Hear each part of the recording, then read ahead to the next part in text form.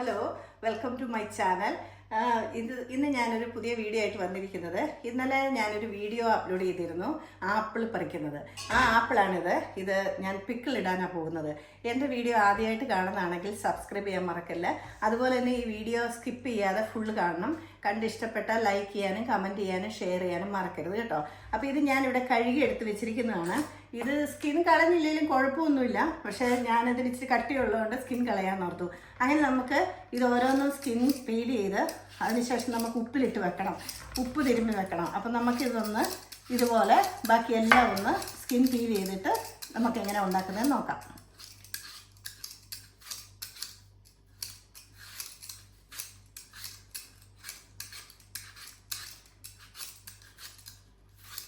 Okay, അതുപോലെ നമുക്ക് എല്ലാം ഒന്ന് സ്കിൻ പീൽ ചെയ്യാം. ഞാനിപ്പം എല്ലാത്തിൻ്റെയും സ്കിൻ പീൽ ചെയ്ത് വെച്ചിട്ടുണ്ട്. ഇനി നമുക്കിത് മാംഗോ പിക്കിൾ ഇടുന്ന പോലെ ചെറിയ സ്മോൾ പീസായിട്ട് നമുക്ക് കട്ട് ചെയ്യണം. ഇങ്ങനെ നമ്മൾ മാങ്ങ അച്ചാറിട്ടില്ല അതുപോലെ തന്നെ ഇത് ഇങ്ങനെ ചെറിയ ചെറിയ പീസാക്കി ഒത്തിരി വലിപ്പം ഇല്ലാതെ ഇങ്ങനെ നമുക്ക് എല്ലാം ഒന്ന് കട്ട് ചെയ്തെടുക്കാം. ഞാനിതെല്ലാം അരിഞ്ഞുകൊണ്ട് വന്നിട്ടുണ്ട്. ഇനി നമുക്കിതൊന്ന് ഉപ്പ് തിരുമ്മി വെക്കണം. അപ്പോൾ കുറച്ച് ആവശ്യത്തിന് ഉപ്പിട്ട് ഇത് നേരം ഒരു 2 മണിക്കൂർ ഒന്ന് റെസ്റ്റ് ചെയ്യാൻ വെക്കണം, ഇത് ഇളക്കിയിട്ട്. അപ്പോൾ ആ റെസ്റ്റ് ചെയ്യുന്ന സമയം കൊണ്ട് നമുക്ക് അതിനുള്ള പ്രിപ്പറേഷൻ ചെയ്യാം. അപ്പോൾ ഇതൊന്ന് ഉപ്പിട്ട് വെച്ചിട്ടുണ്ട്. ഇത് ആപ്പിളിൻ്റെ ഒരു പ്രത്യേകത എന്താണെന്ന് വെച്ച് കഴിഞ്ഞാൽ നമ്മൾ കട്ട് ചെയ്ത് കഴിഞ്ഞ് കുറച്ച് നേരം വെച്ച് കഴിഞ്ഞാൽ അതിന് കളർ പോകും. അപ്പോൾ ഒന്നുകിൽ ഷുഗർ അല്ലെങ്കിൽ സോൾട്ട് ഇട്ട് വെച്ച് കഴിഞ്ഞാൽ ആ കളർ മങ്ങാതിരിക്കും. അതുകൊണ്ട് ഞാൻ കുറച്ച് സോൾട്ട് ഇട്ടുകൊണ്ടാണ് ഈ കളർ മങ്ങാതിരുന്നത്. അപ്പോൾ ഇതിനി നമുക്ക് ഒരു 2 മണിക്കൂർ നേരം റെസ്റ്റ് ചെയ്യാൻ വെക്കാം. ഈ റെസ്റ്റ് ചെയ്യാൻ വെക്കുന്നത് എന്തിനാണെന്ന് വെച്ച് കഴിഞ്ഞാൽ നമ്മൾ മാങ്ങ അച്ചാറിടുന്ന പോലെ ഇതൊന്ന് സോഫ്റ്റ് ആകാൻ വേണ്ടിയാണ്. അപ്പോൾ ഇതൊന്ന് മാറ്റി വെക്കാം. കൂടാതെ ഇനി നമുക്കിതിന് ഈ അച്ചാറുണ്ടാക്കാൻ വേണ്ടിയത് ഞാനിവിടെ ഇഞ്ചി ചെറുതായിട്ട് അരിഞ്ഞ് വെച്ചിട്ടുണ്ട്. പിന്നെ നമുക്ക് പച്ചമുളക് കുറച്ച് മതി, കാരണം നമ്മൾ മുളക് പൊടിയാണ് കൂടുതലിടുന്നത്. പിന്നെ നമുക്ക് വെളുത്തുള്ളി ഇത് അരിഞ്ഞ് വെച്ചിട്ടുണ്ട്. പിന്നെ കറിവേപ്പില. അപ്പോൾ ഇത്ര സാധനങ്ങളാണ് നമുക്ക് വഴറ്റാൻ വേണ്ടിയത്. അതിനാവശ്യമായ നമ്മൾ കടുക് പൊട്ടിക്കാനുള്ള ഉലുവ, കടുക്, അതുപോലെ തന്നെ മുളക് പൊടി, മഞ്ഞൾപ്പൊടി, വിനാഗിരി, പിന്നെ അതുപോലെ തന്നെ ഞാൻ നല്ലെണ്ണയ്ക്കകത്താണ് ഉണ്ടാക്കുന്നത്. അപ്പോൾ ഈ നല്ലെണ്ണ വെച്ചിട്ടുണ്ട്. ഇനി നമുക്കത് എങ്ങനെയാണ് ഉണ്ടാക്കുന്നതെന്ന് നോക്കാം. ഇനി നമുക്ക് കടുക് ഇട്ട് കൊടുക്കാം. അതുപോലെ തന്നെ ഒപ്പം തന്നെ നമുക്ക് ഉലുവായി ഇട്ട് കൊടുക്കാം. ഇതെല്ലാം 2 ടീസ്പൂൺ മതി. ഇതൊന്ന് പൊട്ടിക്കഴിയുമ്പോഴത്തേക്ക് നമുക്ക് എടുത്ത് വെച്ചിരിക്കുന്ന ഈ എല്ലാ സാധനങ്ങളും ഇട്ട് കൊടുക്കാം. പച്ചമുളക്, കറിവേപ്പില, ഞാൻ ഓൾറെഡി പറഞ്ഞു, ഇഞ്ചി, വെളുത്തുള്ളി. ഇപ്പോൾ കടുകെല്ലാം പൊട്ടിയിട്ടുണ്ട്. ഇനി നമുക്കിതെല്ലാം ഇട്ട് കൊടുക്കാം. ഇട്ടിട്ട് നന്നായിട്ട് അതിൻ്റെ കളറ് പച്ചമുളകെല്ലാം മാറി ഒരു ചെറിയ ബ്രൗൺ കളർ ആകുന്നേരം വരെ നമുക്കിത് വഴറ്റി കൊടുക്കണം. അപ്പോൾ ഇതെല്ലാം ഇട്ടിട്ടുണ്ട്. ഇനി ഇതിപ്പം നന്നായിട്ടൊന്ന് വഴറ്റിയെടുക്കാം. അപ്പോൾ ഇത് വഴന്ന് വന്നിട്ടുണ്ട്.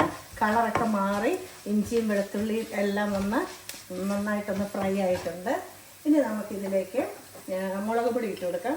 ഇതിപ്പോൾ ഇത്രയും ആപ്പിളില്ലേ, അപ്പം ഞാനൊരു കുറച്ചേറെ മുളക് പൊടി ഇടുന്നുണ്ട്. പച്ചമുളക് ഞാൻ കുറച്ചേ ഇട്ടിട്ടുള്ളൂ. ഇതിന് മുളക് പൊടി ഏറെ ഇട്ടാലേ ഇതിന് ടേസ്റ്റ് കിട്ടുള്ളൂ. കാരണം ഒരു പുളിയും ഒരു മധുരവും കൂടെ കൂടിയതാണല്ലോ ഈ ആപ്പിള്. അപ്പം ഞാനൊരു 4-5 ടേബിൾ സ്പൂൺ ഇട്ടിട്ടുണ്ട്. പിന്നെ ഒപ്പം തന്നെ 1 ടീസ്പൂൺ മഞ്ഞൾപ്പൊടിയും കൂടെ ഇടുന്നു. ഇത് നല്ലെണ്ണയാണ് കേട്ടോ, നല്ലെണ്ണയിൽ തന്നെ ഉണ്ടാക്കണം. കാരണം ഇത് ഇരിക്കാനാണെങ്കിലും പിന്നെ അച്ചാറുകൾക്കൊക്കെ നല്ലെണ്ണയാണ് നല്ലത്. അപ്പോൾ ഇനി നമ്മൾ തീ കുറച്ച് വെക്കണം, അല്ലെങ്കിൽ കരിഞ്ഞു പോകും. അതുകൊണ്ട് സിമ്മേ വെച്ച് വേണം ഇത് വഴറ്റാൻ. ഇപ്പോൾ ഇതെല്ലാം ഒന്ന് പിടിച്ച് കഴിയുമ്പോൾ അതുവരെ ഒന്ന് ഇളക്കി കൊടുക്കാം. ഇത് മുളക് ഇതെല്ലാം ഒന്ന് ആയിട്ടുണ്ട്. ഇനി ഞാനൊരു സ്വല്പം കായപ്പൊടി ഒന്ന് തൂടി കൊടുക്കുകയാണ്. കായം അത് ഓപ്ഷനിലാണ്, ഇടേണ്ടവരിട്ടാൽ മതി. ഞാൻ കുറച്ച് കായം ഇടുവാണ്. ആ കൂടെ തന്നെ ഇനി നമുക്ക് വിനാഗിരി ഒഴിച്ചു കൊടുക്കാം. വിനാഗിരി ഇത് ചെറിയ കുപ്പിയിൽ വാങ്ങിച്ചതാണ്. വിനാഗിരി ഇത്രയും നോക്കിയിട്ട് ബാക്കി ഒഴിക്കാൻ വേണേൽ. ഇത് മതിയായിരിക്കും. ഒരു കുറച്ചുകൂടെ ഇടാം, ഒന്ന് കുറുകിയിട്ടുണ്ട്. ശക്കലം കൂടി ഒഴിച്ചു കൊടുക്കാം.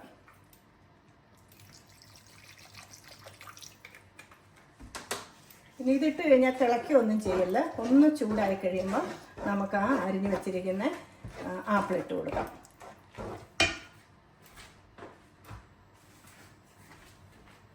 ഇനി നമുക്ക് ഇത് കണ്ടോ, ഈ മുളകൊക്കെ ഒന്ന് നന്നായിട്ട് കുറുകിയിട്ടുണ്ട്. ഇനി നമുക്ക് ഈ അരിഞ്ഞു വെച്ചിരിക്കുന്ന ആപ്പിൾ ഇട്ട് കൊടുക്കാം. ഇത് മൊത്തം ഇടാൻ പറ്റുമോ എന്നറിയത്തില്ല, ഇത് 2 ട്രിപ്പ് ഇത്ര ഇട്ടിട്ട് നോക്കാം. ഇനി ഇത് ഇളക്കി കൊടുക്കാം. ഇതാ നമ്മുടെ ആപ്പിളെല്ലാം യോജിച്ച് അച്ചാർ ഇവിടെ റെഡി ആയിട്ടുണ്ട്. ഞാൻ ടേസ്റ്റ് ചെയ്ത് നോക്കിയായിരുന്നു. ഉപ്പും പുളിയും എരിവും എല്ലാം കറക്റ്റാണ്. നിങ്ങൾ ഓരോരുത്തരും എരിവൊക്കെ നിങ്ങളുടെ ആവശ്യത്തിനും പിന്നെ എമൗണ്ടും അനുസരിച്ച് കൂട്ടുകയും കുറയ്ക്കുകയൊക്കെ ചെയ്യാം. ഇത് കണ്ടോ, നല്ല അധികം ഗ്രേവി ഇല്ല, എന്നാൽ തീരെ ഉറച്ചുമില്ലാത്ത നല്ല, ഇത് ഇന്നായിരിക്കുകയില്ല, 2 ദിവസം കഴിയുമ്പോഴായിരിക്കും ഇതിൻ്റെ ടേസ്റ്റ് വരുന്നത്. അപ്പം ഇത് നമുക്കിനി ഒന്ന് വാങ്ങി വെക്കാം. അപ്പോഴിതാ നമ്മുടെ രുചികരമായ ആപ്പിൾ പിക്കിൾ ഇവിടെ റെഡി ആയിട്ടുണ്ട്. അപ്പം നിങ്ങൾക്ക് ആർക്കെങ്കിലും ഇതുപോലെ കറിയാപ്പിൾ തന്നെ വേണം, ആപ്പിൾ കിട്ടിയാൽ ഇതുപോലെ ട്രൈ ചെയ്യാൻ മറക്കല്ല. അതുപോലെ തന്നെ ഈ വീഡിയോ നിങ്ങൾ സ്കിപ്പ് ചെയ്യാതെ കണ്ടു കാണുമെന്ന് ഞാൻ വിശ്വസിക്കുന്നു.